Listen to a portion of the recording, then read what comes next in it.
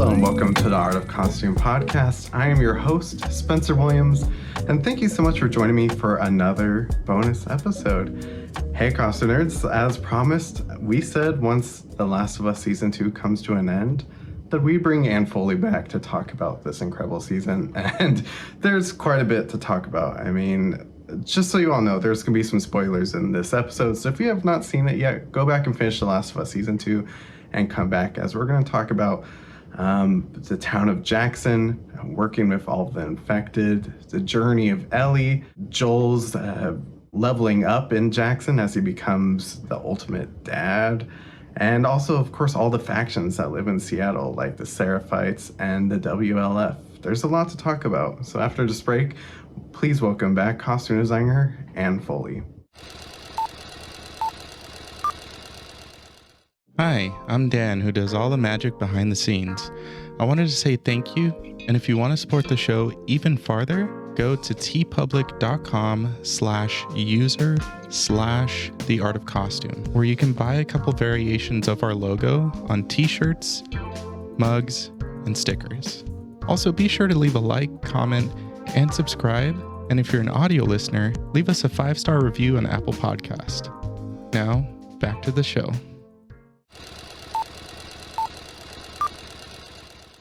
I am so happy to welcome back to the podcast my friend, costume designer Ann Foley. Hey, Ann, how's it going? Hey, Spence. Good. How are you? Good. Still calling from Australia, I see. Yes, I am. That's cool, though. We're all excited to see what you have coming up next. But let's talk about last night. Yeah. This episode is coming out. I mean, last night would have been the season finale, but this episode's gonna be coming out in a couple of weeks. What was it like to see the season now play out, all of your crew's hard work on the big screen with that epic finale last night? I'm still processing. It's exciting. It's, like, wow, I can't believe it's actually done. And oh my God, season 3 is going to be starting before we know it. So all sorts of feelings going on, but it was really great. I mean, the performances last night were next level and broke my heart. I mean, really the scene with Mel and Owen, even though I was there and I worked on it, it was really hard to watch. And Bella's performance, just incredible, really incredible. Yeah, I mean, it's the whole thing just felt entirely epic. I mean, that entire sequence in the water, by the way, I was thinking of you too. I'm like, how did this happen with all of them swimming around the water? That sounds like such a pain in the ass, but Well, not the easiest stuff to do, but thank God Bella is such a trooper, and the set team made sure to take such good care of Bea, and it was uncomfortable. Definitely. Yeah. But they got through it and it looked incredible. Well, let's dive into it. I'm so excited. So you joined The Last of Us for the second season. And I just have to mention, we were just talking about this behind the scenes. I'm such a fan of Craig Mazin and Neil Druckmann. I don't really shout out other podcasts on this podcast, but they have a great podcast talking about The Last of Us. And I love listening to them talk about just the storytelling and the direction and the writing. So then that brings in you. I'd love to hear about your relationship to The Last of Us before you go on to the series and what those initial conversations look like with Craig and Neil and talking about the direction of the show in terms of the costume, especially since it takes place, so many years later, but just the overall feeling. What were those conversations like? The big conversations were, it's 5 years later, and this season is really about its different communities, whether it's Jackson, whether it's the infected, the Seraphites, the W.L.F, and each one of these communities having its own look and its own voice. And with Jackson specifically, this was a really great opportunity to get in there because season 1, you saw a little bit of Jackson, but you really didn't see as much as you do this season. And so it was, the conversation with Craig and Neil was, how do we want to show the difference between the Jackson residents and then the refugees that are coming in? And seeing that Jackson is this thriving community that has running water, they have power, they're building, they are a functioning community. And so they're not going to be as dirty and downtrodden as the refugees coming in. Like season 1, that was a road show. That was Ellie and Joel on the road going from one QZ to another. And the QZs were not really functioning communities, not in the way that Jackson is. People were just surviving. And but in Jackson, people are thriving and they're living. So the clothes aren't necessarily as dirty as they were season 1, but they're lovingly worn in because everybody's taking care of their clothes. And you wear your clothes until they literally will fall apart. And then when we start going out into, outside of Jackson, and even with the infected, I wanted the infected to have like their own sort of look in that, who was that person before they got bit? So every single background and stunt performer for the infected came in for a fitting. They got their own costume. And we always tried to come from that place of like, who was this person? Were they a refugee coming towards Jackson? Was this someone who lived somewhere outside of Jackson? How long had they been infected? And then also give them a little bit more color and texture so that you could see them in the snow and in that blizzard when the horde descended upon Jackson. But with Craig and Neil, they were very clear about wanting to show the integration between the cordyceps and the clothing this season. They really wanted to see the cordyceps growing out of the weave of the clothing and the two becoming one. And so we worked really closely with Barry Gower and his team, who are amazing. And they would create all those pieces for us. And then we would integrate all of those pieces into the costumes. I think a clicker was about a 10-day integration and painting all that in. Yeah.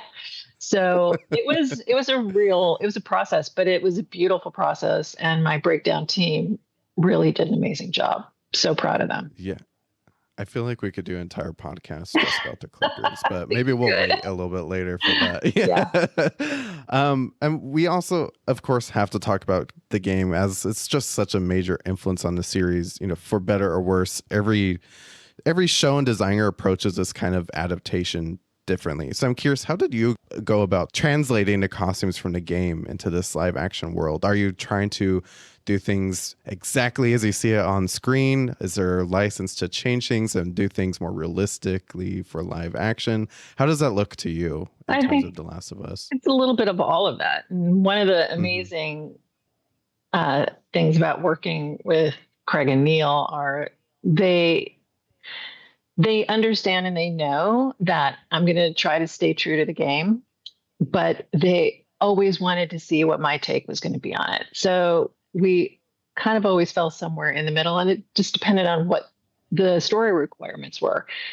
For example, in Jackson, in the game, Joel's wearing a lightweight, it looks like a canvas jacket, and Abby's in a nylon bomber. So, and I actually had these conversations with Ashley Swadowski at Naughty Dog, who's one of the game designers and was responsible for some of the costume design in the game. And I would always have these great conversations with her about, how did you get to this place? What was the tension? And then, when we were talking about Jackson, it's like, this was great for the game because there's nobody that's getting cold in real life. But we're going to have to change this because we're shooting in northern Alberta in the mountains and the blizzard. So, which everybody understood that was going to happen. And that's, why everybody's dressed the way that they are in those parkas. But in other areas, like in episode 6, in one of the flashbacks, when Joel takes Ellie to the museum, I wanted an actual replica of that T-shirt. So we screen printed that T-shirt because it's such an important moment in the game. And Yeah. I felt that that's what was going to serve the story best, was to recreate that T-shirt. In the game, it's a tank top, but I decided I wanted it to be a T-shirt for Ellie because a baggy T-shirt felt more realistic for a kid, and and the tank top felt a little bit too adult. So that's why we made that shift. And Neil was completely supportive of that. So let's jump into season 2. We kind of talked about this a little bit, but we open in Jackson during the dead of winter. It's 5 years after the events of season 1, and life seems relatively stable as much as it can be at this point. The affected are basically under control, so we think. The town is thriving, and community has a bit of sense of normalcy. So the outbreak began in 2003, and we're now in 2028, 29-ish, I believe, with traditional clothing likely no longer being produced. So with that in mind, how do you approach the costuming of this community? Is it the idea that we're finding things and really taking care of them? Yes, they are finding things and they are taking care of their clothes, specifically Jackson. And I was trying to stay with brands for the principles that I knew existed in that timeline.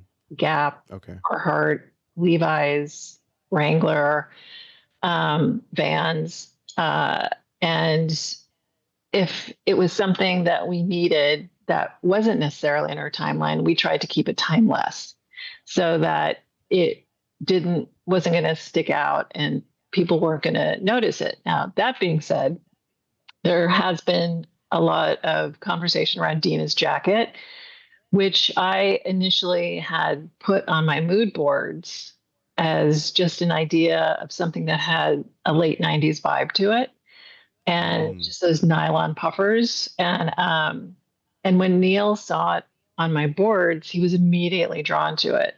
And we had the conversation of, well, Aviator Nation was not in our timeline. They weren't founded until 2006. And Craig and Neil are so great about this sort of thing because they're like, okay, thank you for that information.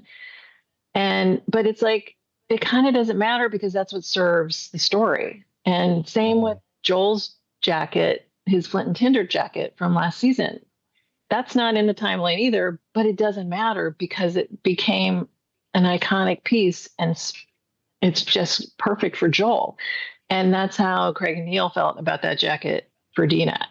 It just spoke to them as something that would be true to her character. And because Dina is this effervescent, colorful, wonderful human being who is the light in Ellie's life. And Isabella is like that in real life as well. So it just made sense. And then, of course, when Izzy put that jacket on, that was sort of the end of it. It was like, yeah, that's it. That's so Dina. Yeah. I was going to ask you about that too. I mean, there's literally when Isabella's walking next to Bella in Seattle, just you could feel like the rage on Bella, but just like this kind of cheerfulness. There's not a lot of happy moments in this season, unfortunately, but like just the moments when they're walking together in silence and just kind of feel the cheerfulness coming off of Dina, I thought was very profound, actually. I think it has to do a lot with the way you use color. Yeah, that felt very intentional. It was completely intentional. You're not going to see any color, any bright color or pattern really on Ellie this season. And when you do see pattern, it tends to be plaid.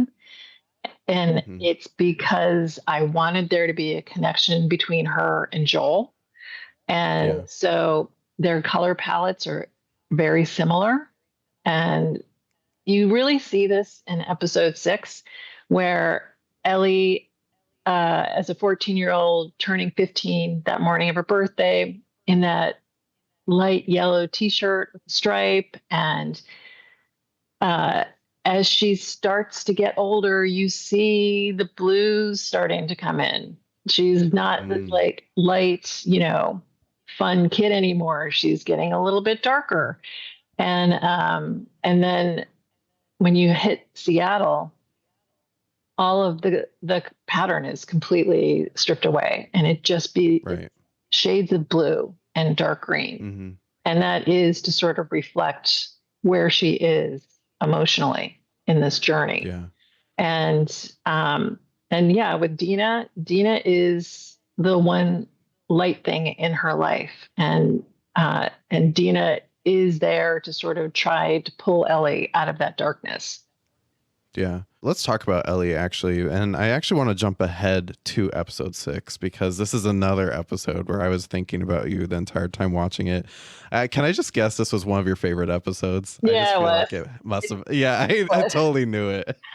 I rarely, if ever, have I cried reading a script, and this one got me. And and then when I watched it again, I cried again. I was just like, wow, it's a beautiful episode. Neil Druckmann is such a genius, and the way that he directed this episode was just incredible. It was a crow. I've watched it 2 or 3 times now and cried every time. It's just so good. So this episode really explores Joel and Ellie's life together during those 5 years between seasons 1 and 2, from, as you mentioned, Ellie's 15th birthday to when she's nearly 20, when we kind of catch up to the current timeline.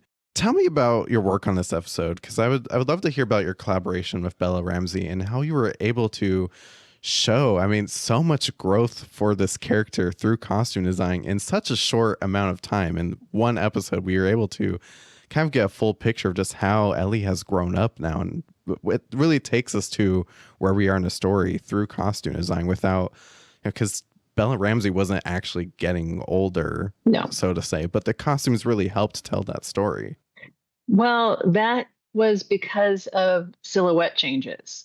And those were a lot of conversations that I had, not only with Craig and Neil, but with Bella. So in the earlier years, like the 15, 16 year, like she is in baggier jeans, baggier, longer t-shirts. Everything's a little more oversized. But as she starts to get older and we hit 19, that's when you see the slimmer jean. That's when you see the high tops. That's when you see the t-shirts are shorter in the body. The shirts are slimmer in the body as well. So everything is just coming in a little bit, and it's a little more streamlined. And that helped to show that growth, into that young adult and away from that kid. And but also, again, with the color palette and moving away from those brighter, more youthful colors and towards that darker palette, that bluer palette, which made complete sense with what was going on with Ellie at that time as she was transitioning into this young adult person trying to figure out who she was. And tell me a little bit about your collaboration with Bella too, because I can imagine this was such a difficult season to get through. It's a lot of traumatic, hard stuff. And I imagine Bella probably had some sort of insight on how these costumes really worked. So what was that collaboration like? Bella is an amazing collaborator and knew exactly, what was right for Ellie and what wasn't. And we started having those conversations early on in prep. And I remember when I read the first script and I saw that Ellie was going to be in Converse in the snow. And I asked the question, I said to Craig, I said, really? And he was like, yeah, we're going to do this. And I'm like, okay. So I have always been obsessed with, in the game, Ellie's journal and the doodles. And I didn't play the game, but I did watch a 15-hour playthrough. And so whenever I was watching, I've been there. Yeah. So I feel like I played the game. But I would always stop on the journal to see what Ellie was doodling in there. And then I had this thought, and I talked to Craig about it. I said, what if we give Bella, a pair of Converse just to doodle on, like Ellie would, because that's what teenagers do. He loved the idea. And then I gave a pair to Bella, and I said, I want you to take these, doodle on these, take as much time as you need, just channel Ellie and make these your own. Oh, And then what they came back with was so incredible. And I never even asked Bella what some of that stuff meant because I felt it was between Bella and Ellie. And it's little things like that that help the actors find their characters, because even if the audience never saw the doodles on those sneakers, Bella knew they were there. And so I try to help the actors with little things like that to sort of help them find their characters. So whether it's the doodles on the sneaker, whether it's the rainbow jacket for Dina, or for Tommy, it was his red plaid shearling that he wore in the first two episodes. And the intention behind that was I wanted Maria to be able to see Tommy in the middle of all of that chaos. As she's standing on the roof, I want her to be able to spot him in the midst of that. And not only Maria, by the way, but the audience too, so that you can see Tommy and all of that insanity that's happening down on the street. And then making sure that the infected that were around Tommy, nobody else had red on them.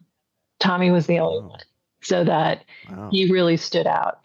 So it's it's things like that that you try to do for the cast and to help them. But they're all so fantastic, and they all have such a wonderful sense of who their characters are that it's an absolute joy to be able to collaborate with each and every one of them. So that leads us to talk about Joel for a little bit, which, he's not in this series very much at this point, which I very much suspected, and I was hoping those suspicions would come true, but they did. Joel has reached peak dad mode, I would say. He's very much like a figure of the community. He's working in construction. It's very kind of rough, but you can also tell that Joel's had a life at this point, and he's very much, I would say he's a couple years away from retirement if he really could at this point. I think he wanted a sheep farm or something. Yeah. So talk about working with Pedro Pascal and shaping Joel for this stage of his life as he's becoming this very central figure to the Jackson community. Yeah. Again, Pedro was an incredible collaborator. And again, he has an amazing sense of who Joel is. And because it is 5 years later, and he is now a dad and a pillar of the community, how do we show that? And we came on, subtle little change like, hey, let's have Joel tuck his shirts in like Tommy. Because Tommy's a dad, Tommy's a pillar of the community, and he's always got a shirt tucked in. So it was it's little subtle things like that. And then we talked about which, item of clothing would Joel bring, still hold on to and keep? What piece did we want to bring back from last season? And we landed on that jacket because having read ahead and knowing what was coming, we wanted the audience, not just Ellie, but the audience to have a heartbreaking reaction to that garment hanging in the closet when Ellie goes into his bedroom and just holds it, puts her face in it. I mean, when I read it, I just knew immediately it needed to be that jacket. And and Pedro was 100% on board with that. And because it served the story, it made so much sense. And at the end of the day, that's what, we need to do is we have to serve the story, and costume designers are storytellers. So what story are we trying to tell here? Gosh, well, rest in peace, Joel. And if you're not caught up on The Last of Us and you're listening to this, I'm very sorry. You have to find out this way, but you should have caught up. So let's start heading into Seattle a little bit. So we were talking about the infected and how we really got to show them, you really got to show them in a new light being in the snow. But now we're in Seattle and the environment's totally different. It feels a lot more, even though it didn't look that much warmer, it definitely wasn't covered in snow. No. So how did this impact how you got to show the infected, and we got to see a lot more of these stalkers also, which were absolutely horrifying. I would love to hear about just your process working with the infected. I'm sure you've never worked on a character such as this in your No, career so far. I mean, not many people have. But it was a great challenge, and my team rose to that challenge. And thank God we had Barry Gower and his team to help us create the infected. And there was a definite difference in color palette of the cordyceps between Seattle and Jackson. And because you're talking about different climates, different environments, and Seattle is going to be a much more damp environment. There's more rain there. And so there was a lot more, there's a lot more color in the cordyceps. And it was really beautiful. I think I put some close-ups of it on my Instagram page if anyone's interested. But when it came to the horde down there, I really wanted to do a few nods to Seattle. And so you're going to see one of them in a Seattle Loggers sweatshirt. And then the clicker has a really great 90s, hard rock band t-shirt on with a stripe overshirt, super grunge, of that time. It's so sick. I love it. I know. I was like, this is one of my favorite costumes of the season, randomly. I was just so excited that I was allowed to do it. And so, and then again, it was just about the integration of the cordyceps into the clothes. And I would say that for the Seattle infected, it's a little more wet. And you're going to see a lot more, oozing and a lot more stuff. But it's really beautiful. It's disgusting, but it's really beautiful. I mean, it's art that the team was creating. It's tragically beautiful. And to add what you're saying, I mean, it really speaks to the very deep storytelling that's even happening with the infected characters, because through that costume you're able to add humanity to the infected. When you see yourself in that grungy sweater, it's like, oh well, I have that sweater. So that's what makes it so terrifying though. Well, that was the whole point with the first stalker that you see in episode 1. She was in a Gap lace eyelet blouse that you could have given to your mom for a Mother's Day present or something. It was a total mom blouse with a pair of low-rise flared jeans, which I had a million pairs of those in the late 90s. And so when you saw her in this costume with these, tendrils and, the makeup, it was really scary, because it was actually one of those moments where me and the team had that, oh my God. The scariest thing about this is that it's really real, and you have a visceral reaction to it. And that's what Craig wanted. It's incredibly important to Craig to keep everything steeped in reality and not take anything out too far out there. Just make it as real as possible so the audience does have a visceral reaction to what they're watching. Yeah, I mean, well, mission accomplished because it was horrifying.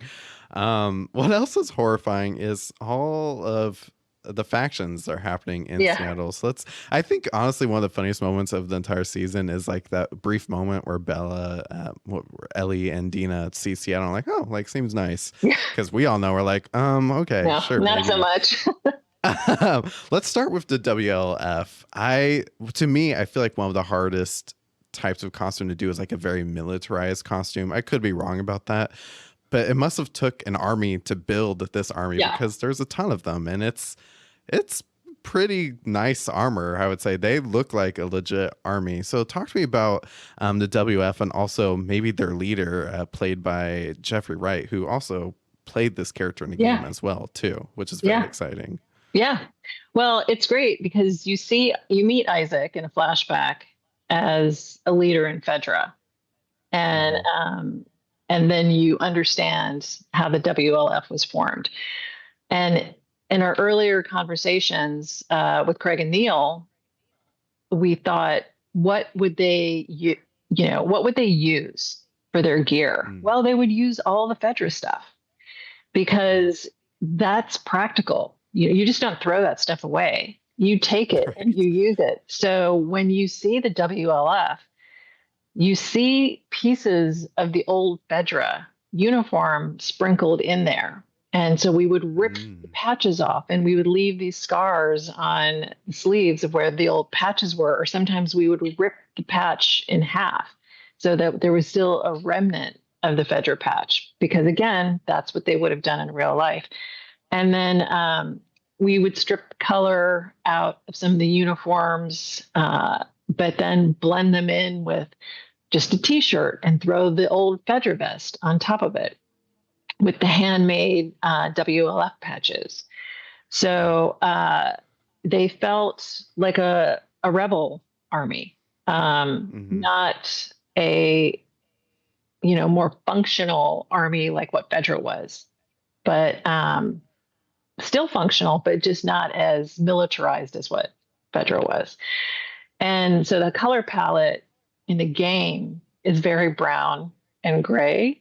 And then I added the blue in there from Fedra. So that's sort of, I see. That's the color palette for the W.L.F. But yeah, it's a mix of civilian Fedra and a little military stuff thrown in there for good measure that they could have found anywhere.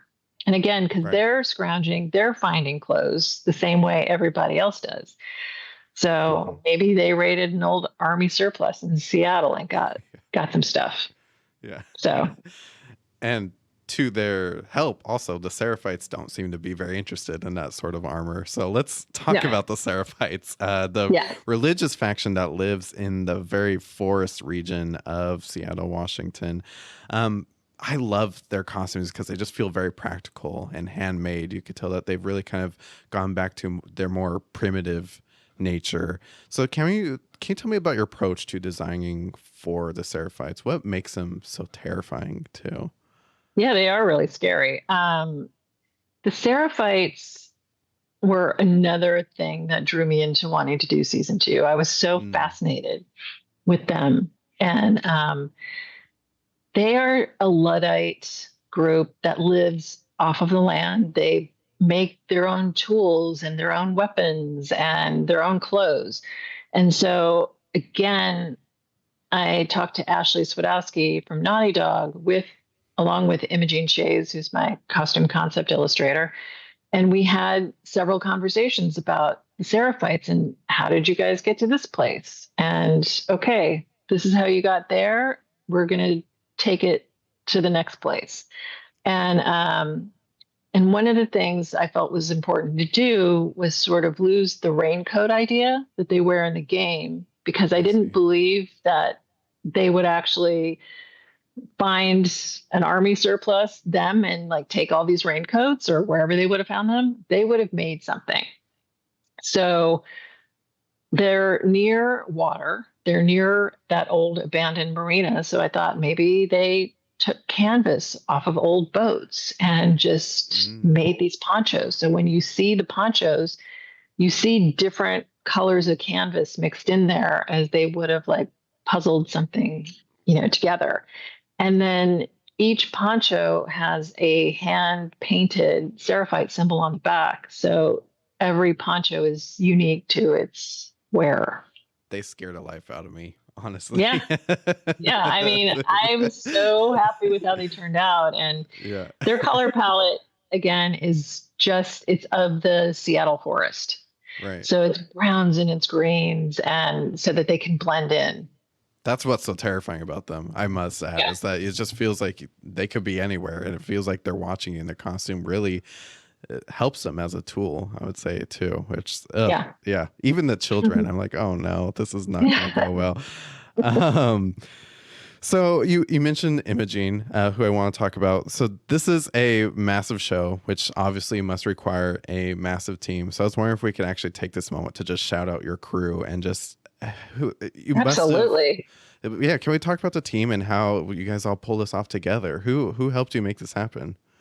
Oh my God. Well, I had a team of about 65 people Okay. and one of the most brilliant crews I've ever been blessed with in my entire career. And it does take a village.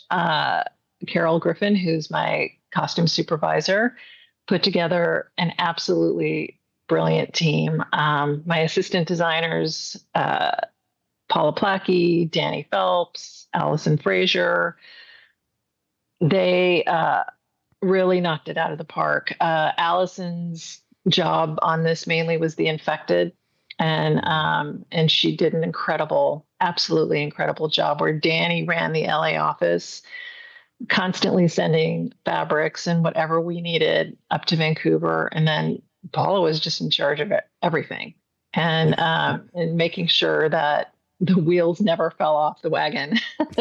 Yeah. And then, the insanely talented breakdown team led by Ellie Robinson and Samantha Stroman. And they did such a gorgeous job this season with the breakdown. Absolutely stunning work from every single person in that breakdown department.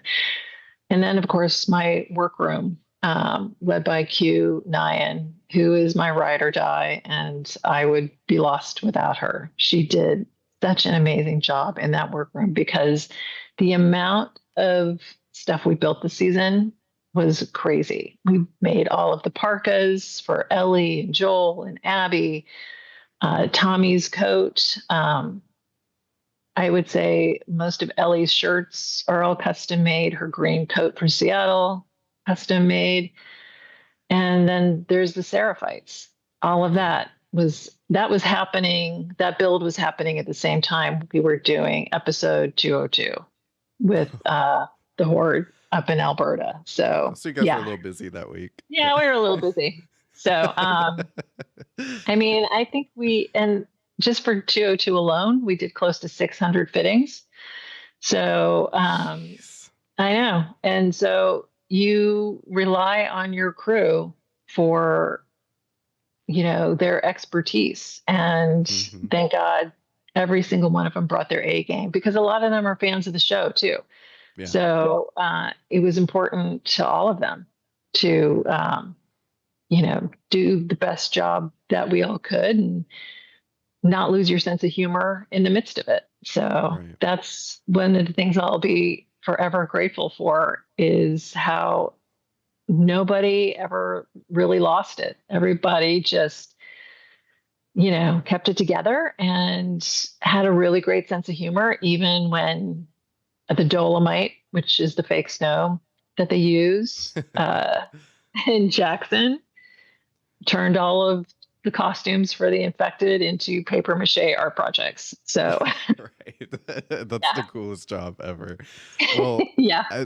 Thank you for shouting out your crew. They all just did such an incredible job. And I wish I could call them all and just tell them great job, because you all killed it. So if you're listening to this podcast, you killed it. And I mean, I'd love to have each and every one of you on the podcast at some point. So hit me up.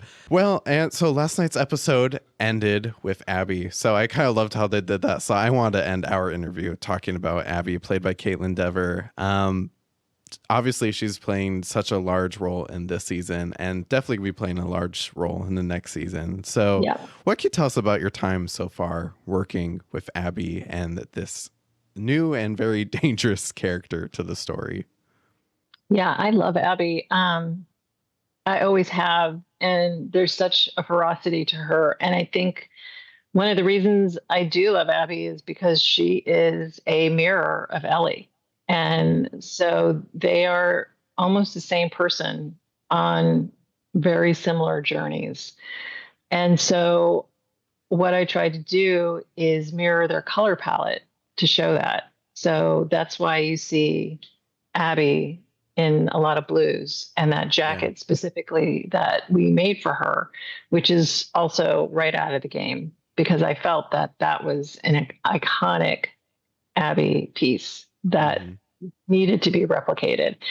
But we sort of changed it up a little bit and made it our own, so that it was specific for Kaitlyn, and for the show Abby, not game Abby. But there are still similarities there. But yeah, Kaitlyn is a force of nature, and what she brought to Abby this season was such like depth and anger, and you could just feel it coming off of her. And so there's a badass quality to Abby that I wanted to, show with her costumes.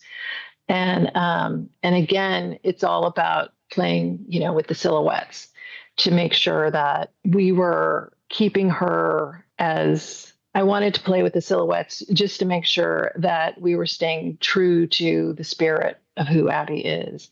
Yeah. And it's just little things also playing with silhouette, like the boots that she wears. They really lift her up and they make her walk in a completely different way. That's a lot heavier.